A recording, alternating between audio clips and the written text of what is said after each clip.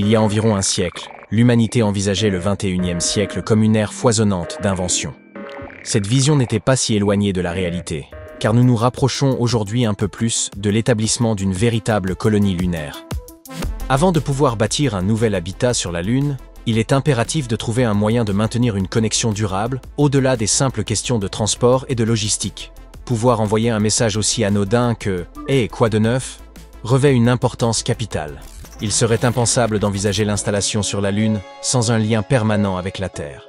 Permettez-moi de vous révéler un scoop. Un réseau 4G lunaire est actuellement en développement. L'entreprise qui pilote ce projet n'est autre que Bell Labs, rachetée par la célèbre société finlandaise Nokia. Pivot de l'industrie papetière du 19e siècle, celle-ci s'est ensuite imposée dans la téléphonie mobile, créant des appareils emblématiques bien avant l'apparition du premier iPhone d'Apple.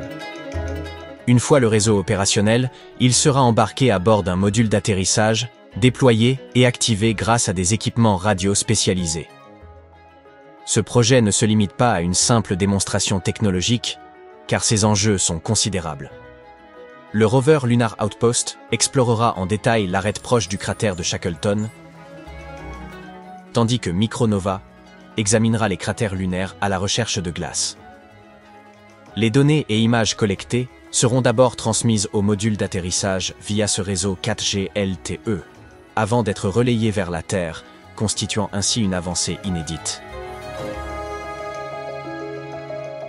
Par ailleurs, l'importance d'une connexion téléphonique fiable ne saurait être sous-estimée.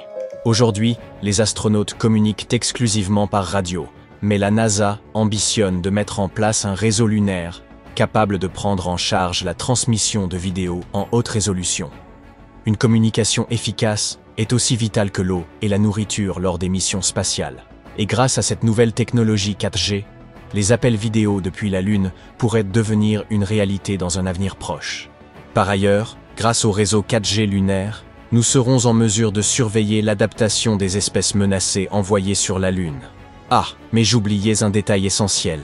Face à l'extinction croissante de nombreuses espèces, les scientifiques s'emploient à collecter des échantillons d'animaux, de plantes et d'autres organismes afin de les conserver dans des biobanques réparties à travers le globe. Cependant, les conditions terrestres ne sont guère optimales pour assurer la préservation de ces arches de Noé modernes. C'est pourquoi l'idée d'ériger un ou deux coffres-forts biologiques sur la Lune semble si pertinente. Le pôle sud lunaire abrite une région plongée en permanence dans l'ombre. Ce qui pourrait sembler être une heureuse coïncidence se révèle en réalité un atout majeur. Certains cratères lunaires pourraient offrir des températures avoisinant les -196 degrés, ce qui correspond aux conditions requises pour un stockage cellulaire à long terme. Dans un premier temps, le projet envisageait d'implanter cette voûte biologique dans les tubes de lave situés sous la surface lunaire. Mais cette option présentait des risques considérables. Une telle installation nécessiterait un système de refroidissement fonctionnant à l'énergie solaire, et toute panne imprévue pourrait avoir de terribles conséquences et entraîner la perte irrémédiable des échantillons. En revanche, en choisissant une zone perpétuellement ombragée, la voûte n'aurait besoin ni d'apport énergétique ni d'entretien. Une solution idéale. Aussi prometteur que cela puisse paraître, plusieurs défis demeurent. L'un des principaux obstacles est la poussière lunaire, omniprésente et capable de s'infiltrer partout. Si le stockage requiert des systèmes d'étanchéité, il sera indispensable de concevoir un mécanisme de protection, ce qui n'a pas encore été réalisé. Pour l'heure, ce projet relève donc davantage de la théorie que d'une solution concrète. Je sais que vous souhaitez découvrir des faits concrets et non de simples concepts.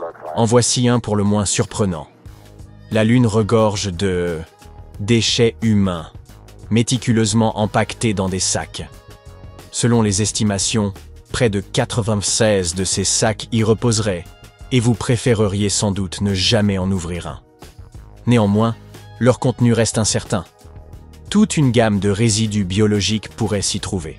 Ainsi, si un jour vous posez le pied sur la Lune et tombez sur l'un de ces mystérieux colis, mieux vaut réfréner votre curiosité et le confier aux scientifiques.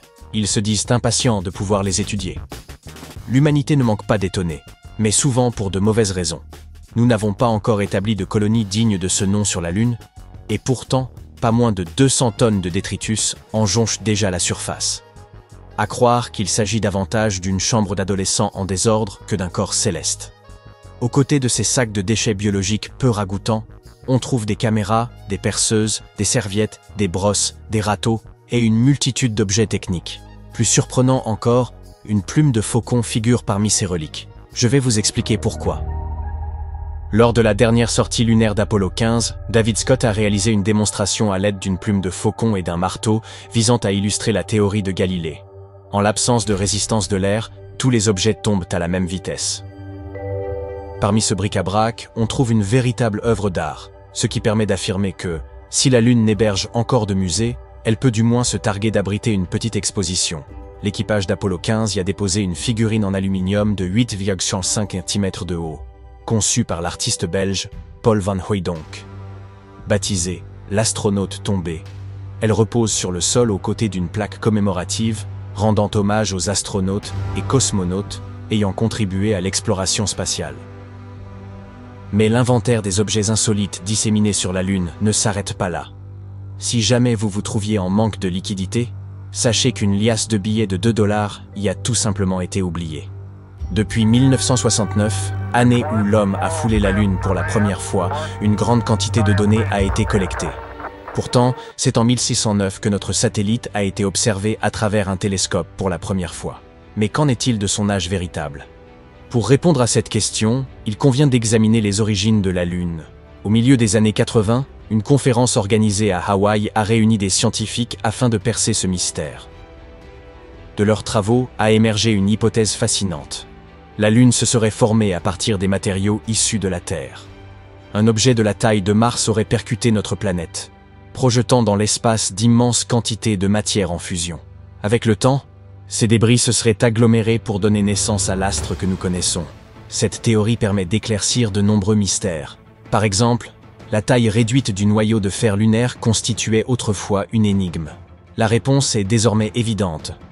La Lune s'est formée à partir de la couche externe de la Terre, pauvre en fer. Quant à sa croûte pâle, les minéraux les plus légers ont simplement flotté à la surface lorsque la Lune en fusion a commencé à se solidifier. À l'origine, la Lune se trouvait bien plus proche de la Terre, mais elle s'éloigne progressivement d'environ 5 cm par an. Déterminer précisément l'époque à laquelle elle s'est formée demeure complexe. Les échantillons rocheux rapportés par les missions Apollo ont permis d'estimer leur âge. Les plus anciens remontent à environ 4,35 milliards d'années, soit quelques 200 millions d'années après la naissance du système solaire. Cela dit, il n'existe pas de consensus absolu sur la date exacte de la formation de la Lune.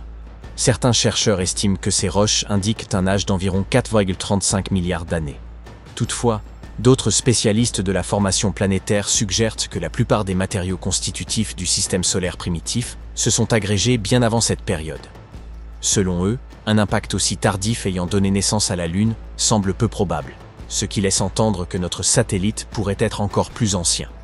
Autre élément intriguant, au fil de son éloignement de la Terre, la Lune aurait connu des épisodes de réchauffement intense, semblables à ceux observés sur Io, l'une des lunes volcaniques de Jupiter.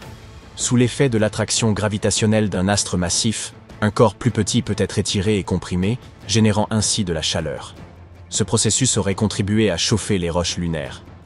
Ces roches contiennent des éléments radioactifs qui jouent le rôle d'horloge interne, permettant d'évaluer leur âge. Mais si la Lune a connu une chaleur excessive, ces horloges ont pu être réinitialisées, ne recommençant à témoigner du passage du temps qu'après avoir refroidi. Autrement dit, ces roches datées de 4,35 milliards d'années ne correspondent peut-être pas à la naissance de la Lune, mais à une phase ultérieure de réchauffement par effet de marée. Une fois encore, tout porte à croire que notre satellite est plus ancien qu'on ne l'imaginait.